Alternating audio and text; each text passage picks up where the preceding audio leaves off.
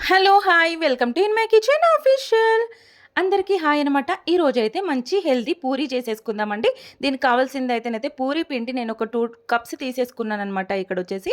తీసేసుకొని దీనికి కావాల్సిన పదార్థాలు మొత్తం ఇలా శుభ్రంగా వాష్ చేసేసుకొని పెట్టుకున్నాను. ఇప్పుడు మిక్సీలోకి మనము ఒక 4 పచ్చిమిర్చి ఉంటుంది కదా! ఆ పచ్చిమిర్చి ఇలా చుంచుకొని ఇలా మిక్సీలో వేసేసుకోవాలనమాట. ఇలాగ ఒక 4 వేసేసుకున్నాను పచ్చిమిర్చి అనేది. ఇదైతేనైతే మీకు ఇష్టం ఉంటే వేసుకోవచ్చు. లేదంటే స్కిప్ చేసేసుకోవచ్చు. తర్వాత కరివేపాకు వేసేసుకున్నాను.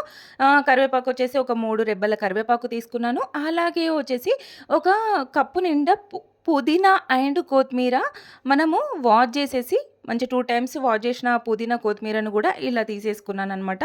ఇలా తీసుకున్న తర్వాత దీంట్లోకొచ్చేసేసి మనము ఇప్పుడు జీలకర్ర ఉంటుంది కదండీ! ఒక చిన్న టేబుల్ స్పూన్ జీలకర్ర అనేది ఇలా యాడ్ చేసేసుకోవాలనమాట. అలాగే దీంట్లో తగిన విధంగా సాల్ట్ అనేది యాడ్ చేసేసుకోవాలండి.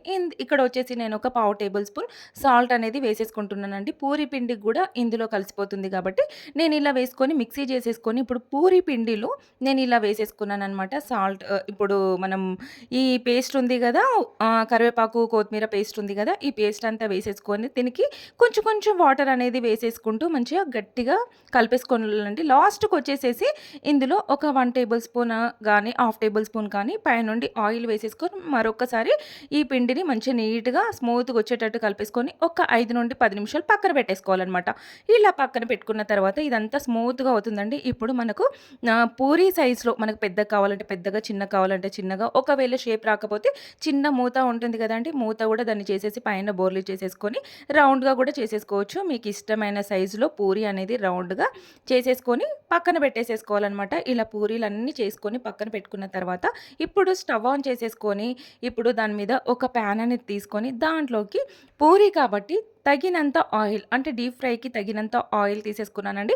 అలా అని నేను ఫుల్ ఆయిల్ తీసుకోలేదనమాట. మీడియంగా ఒక పావు కేజీ ఆయిల్ వరకి తీసేసుకున్నాను. తీసేసుకొని ఇప్పుడు పూరీలు మొత్తం ఇలా చేసి పెట్టుకున్నానండి. ఇందులో అయితే ఆల్రెడీ ఉప్పు గూడా మనం వేసేసుకున్నాము. ఇదైతే ఆయిల్ మాత్రం చాలా హీట్ అవ్వాలండి. ఒకసారి చిన్నది ఏదన్నా చిన్న ఉండలాగా అట్లా వేసేసుకొని అది కాలిందో లేదో చూసేసుకోవాలి.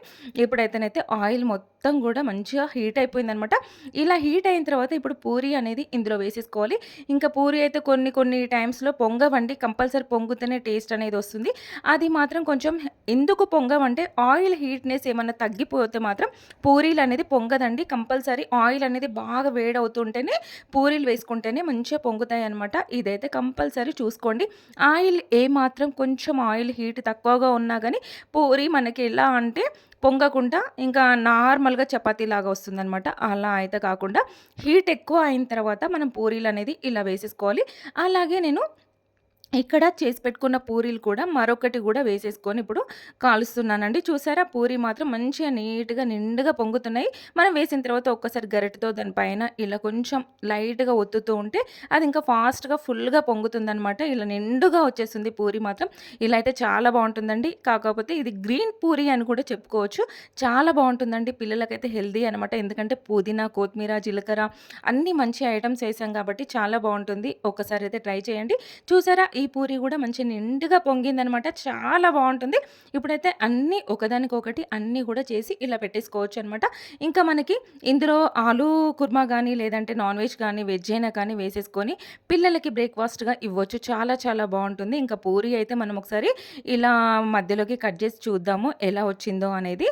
లోపట మాత్రం మంచి ఏ పొరకు ఆ పొర సూపర్‌గా అంటే సూపర్‌గా వచ్చిందండి. చూడండి అసలు ఈ పూరి అయితే చాలా టేస్టీగా ఉంటుందండి. అలాగే హెల్తీగా గూడా ఉంటుంది. ఒకసారి మీరు గూడా ట్రై చేయండి. చాలా చాలా బావుంటుందనమాట. దీన్నే అంటారు గ్రీన్ పూరి. మీకు నచ్చిందా? అలాగే ఒక సబ్స్క్రైబ్ చేసేసుకోండి. ఒక లైక్ ఇవ్వండి.